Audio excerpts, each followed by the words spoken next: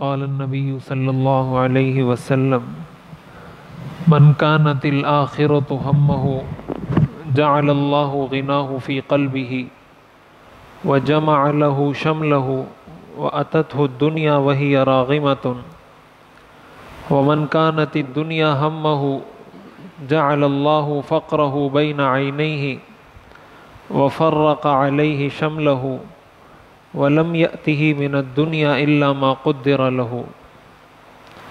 حضور نبی کریم سرور دو عالم صلی اللہ علیہ وسلم نے ارشاد فرمایا، جس شخص نے آخرت کو اپنی زندگی کا مقصد بنا لیا تو اللہ تعالیٰ اس کی مالداری کو اس کے دل میں رکھ دیتے ہیں اور اس کے الجھے ہوئے کاموں کو سلجھا دیتے ہیں، اس کی متفرق پریشانیوں کو ختم کر کے اس کو یکسوئی عطا کر دیتے ہیں اور دنیا اس کے پاس ذلیل ہو کر آتی ہے۔ اور جس شخص نے دنیا کو اپنا مقصد بنا لیا، اللہ تعالیٰ فقر کو، محتاجی کو اس کی دو آنکھوں کے درمیان رکھ دیتے ہیں اور اس کے کاموں کو منتشر کر دیتے ہیں، اس کے سلجھے ہوئے کاموں کو الجھا دیتے ہیں اور دنیا اس کو اتنی ہی ملتی ہے جتنی اس کی تقدیر میں لکھی ہوتی ہے۔ یہ ترمذی شریف کی روایت ہے، حضرت انس بن مالک رضی اللہ تعالیٰ عنہ اس حدیث شریف کے راوی ہیں۔ اس حدیث میں حضور علیہ السلام نے امت کو زندگی میں سکون حاصل کرنے کا ایک بہت بڑا نسخہ بتایا ہے کہ انسان کو چین نصیب ہو جائے، سکون نصیب ہو جائے، ٹینشن اس کی ختم ہو جائے۔ اور وہ حل حضور نے یہ بتلایا کہ انسان اپنا مقصد آخرت کو بنا لے، اپنا مقصد اللہ کی رضا کو بنا لے۔ قرآن کریم میں آتا ہے وَمَن يَتَّقِ اللَّهَ يَجْعَل لَّهُ مَخْرَجًا وَيَرْزُقْهُ مِنْ حَيْثُ لَا يَحْتَسِبُ، کہ جو اللہ سے ڈرتا ہے اللہ اس کے لیے ہر پریشانی سے کوئی نہ کوئی راستہ نکال لیتے ہیں اور اس کو اس جگہ سے رزق عطا کرتے ہیں جہاں سے اس کا وہم و گمان بھی نہیں ہوتا۔ اب یہ قرآن کی آیت ہے، تو جو شخص آخرت کو اپنا مقصد بنا لے، آخرت کو مقصد بنانے کا یہ مطلب نہیں ہوتا، ہمارے ہاں بسا اوقات یہ مطلب لیا جاتا ہے آخرت کو مقصد بنانے کا کہ بس وہ دنیا کے سارے کام چھوڑ دے، اپنا کاروبار چھوڑ دے، اپنی ملازمت چھوڑ دے، اپنے بیوی بچوں کا حال احوال لینا چھوڑ دے، بس مسجد میں بیٹھا رہے، اللہ اللہ کرتا رہے اور کوئی بھی کام نہ کرے۔ یہ آخرت کو مقصد بنانے کا یہ مطلب ہرگز نہیں ہے۔ اس کی وجہ یہ کہ یہ ہماری زندگی کے جتنے حصے ہیں، چاہے وہ گھر میں ہو، کاروبار میں ہو، ملازمت میں، یہ سارا دین کا حصہ ہے۔ اس حدیث کا مقصد یہ ہے کہ اس کا اصل مقصد، اصل ہدف وہ آخرت ہو، باقی دنیا میں اس کے جتنے کام ہیں وہ سارے کام وہ کرتا رہے۔ اور اس کا پتہ اس بات سے چلتا ہے کہ اگر اس کو خوشی ملے گی تو وہ اللہ کا شکر ادا کرے گا، اگر اس کو پریشانی ملے گی تو پریشان نہیں ہوگا بلکہ صبر کرے گا۔ صبر کیوں کرے گا؟ صبر اس لیے کرے گا کہ اس کو پتہ ہے کہ دنیا تو میرا ہدف ہے ہی نہیں، دنیا تو میری منزل ہے ہی نہیں۔ اگر میرا بچہ بیمار ہو جاتا ہے، کسی کا انتقال ہو جاتا ہے، کوئی پریشانی آتی ہے، کاروبار نہیں چلتا، ملازمت ختم ہو جاتی ہے، تو وہ ٹینشن اس اپنے سر پہ نہیں لیتا، پریشانی اس کے سر پہ سوار نہیں ہوتی۔ کیوں؟ اس لیے کہ وہ صبر کر لیتا ہے۔ وہ صبر کروانے والی چیز کیا ہے؟ وہ صبر کروانے والی چیز عقیدہ آخرت ہے، کہ جب انسان کا آخرت کا عقیدہ مضبوط ہوتا ہے تو وہ کہتا ہے کوئی مسئلہ نہیں، یہ پریشانی پہنچ گئی، اس کا بدلہ مجھے آخرت میں مل جائے گا۔ تو جب وہ یہ بات کہتا ہے کہ کوئی بات نہیں، آخرت میں اس کا بدلہ مل جائے گا، تو اس کی ساری ٹینشن ختم ہو جاتی ہے۔ تو خوشی کی حالت میں، نعمت کی حالت میں وہ شکر ادا کرتا ہے، پریشانی کی حالت میں صبر کرتا ہے۔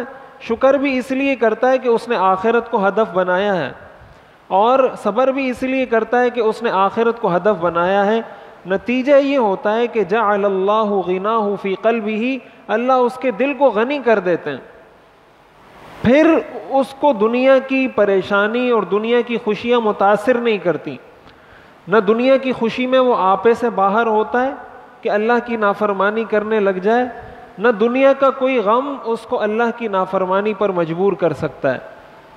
اور حضور علیہ الصلوۃ والسلام نے فرمایا جمع لہ شملہ، اللہ اس کے متفرق کاموں کو یکجا کر دیتے ہیں۔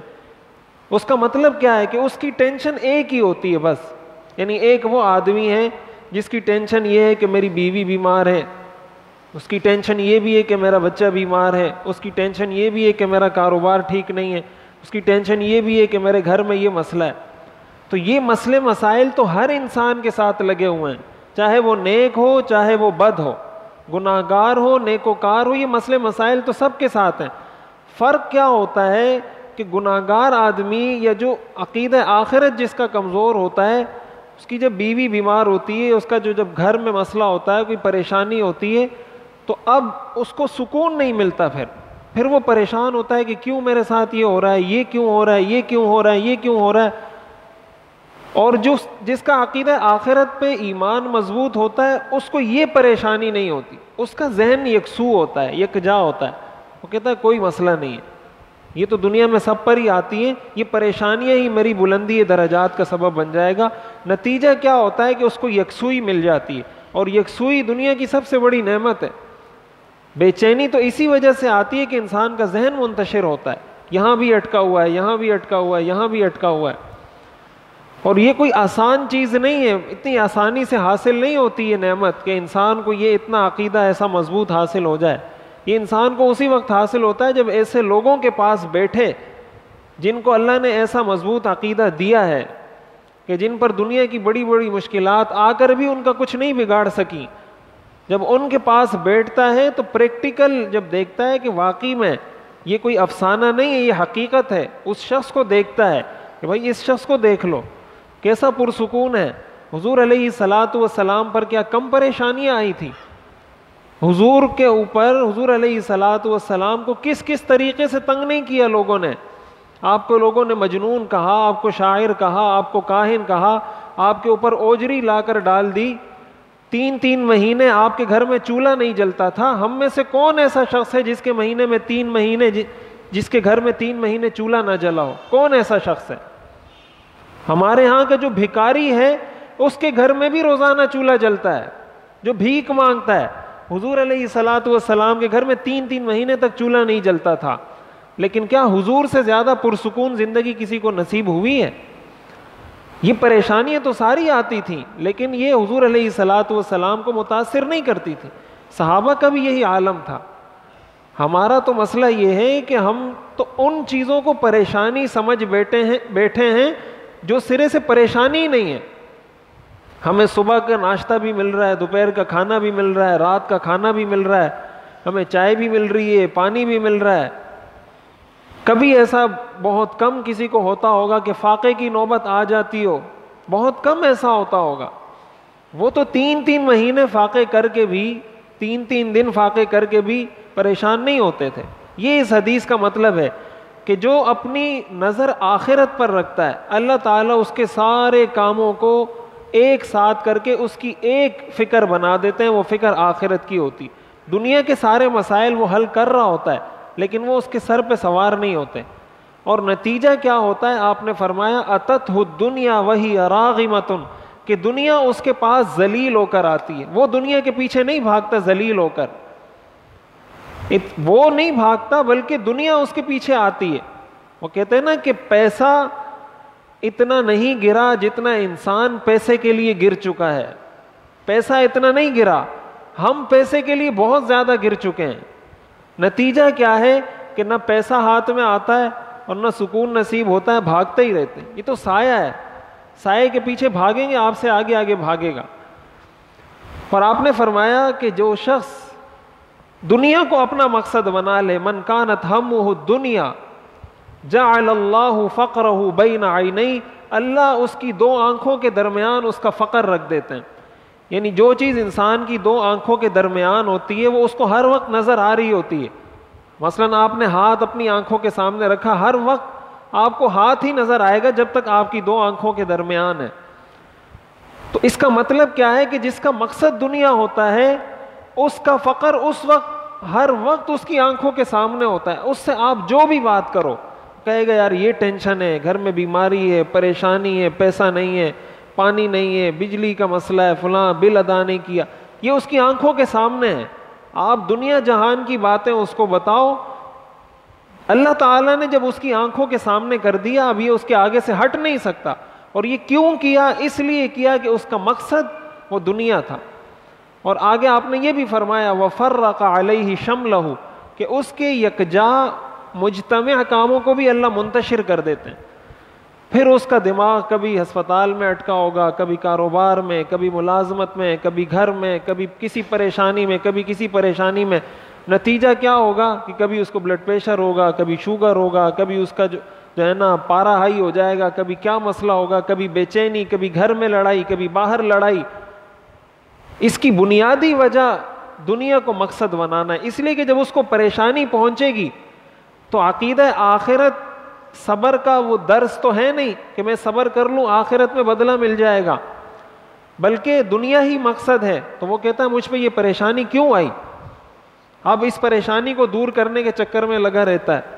اور پریشانی تو ظاہر ہے آپ کی تدبیروں سے دور تو نہیں ہوتی.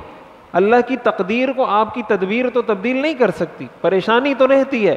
نتیجہ یہ ہوتا ہے کہ وہ ٹینشن سر پہ لے لیتا ہے, اور وہ پھر آپ نے فرمایا وَلَمْ يَأْتِهِ مِنَ الدُّنْيَا إِلَّا مَا قُدِّرَ لَهُ, اتنی ٹینشن کے بعد بھی دنیا اتنی ہی ملتی ہے جتنی قسمت میں ہوتی ہے. اس ٹینشن نے اس کو یہ فائدہ نہیں دیا کہ اس کی قسمت میں 100 لکھے تھے تو 200 مل گئے, 100 کے اس کو ملنے اس کو 100 ہی ہیں. چاہے آپ آخرت کو مقصد بناؤ, چاہے آپ دنیا کو مقصد بناؤ, 100 قسمت میں ہیں تو 100 ہی ملیں گے. لیکن آخرت مقصد ہوگا تو 100 جب ملیں گے تو سکون مل جائے گا. دنیا مقصد ہوگی, 100 جب ملیں گے تو سکون نہیں ہوگا.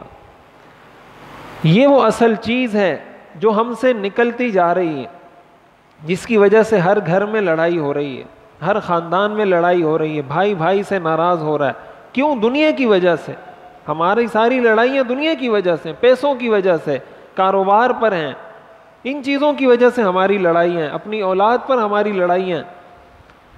تو ہم, اور یہ میں عرض کر رہا ہوں, یہ کوئی آسانی سے حاصل ہونے والی چیز نہیں ہے. یہ مشق چاہتی ہے, ایکسرسائز آپ کریں گے, مشق کریں گے, اپنے آپ کو اس چیز کا عادی بنائیں گے کہ کسی طرح یہ دنیا کی محبت نکلے اور آخرت میرا مقصد بنے. اور یہ بات میں پہلے عرض کر چکا کہ آخرت کو مقصد بنانے کا مطلب یہ نہیں ہے کہ آپ دنیا کے کام چھوڑ دیں. آپ دنیا کے سارے کام کریں, جائز کام, لیکن ہدف اس کو نہ بنائیں, ہدف آخرت کو بنائیں. پھر خوشی بھی آپ کے لیے قابل قبول, غم بھی آپ کو قابل قبول. نہ خوشی آپ کا کچھ بگاڑ سکتی ہے, نہ غم کچھ بگاڑ سکتی ہے. دنیا خود بخود چل چل چل کر آپ کے پاس آئے گی. اللہ تعالی ہمیں عمل کرنے کی توفیق عطا فرمائے.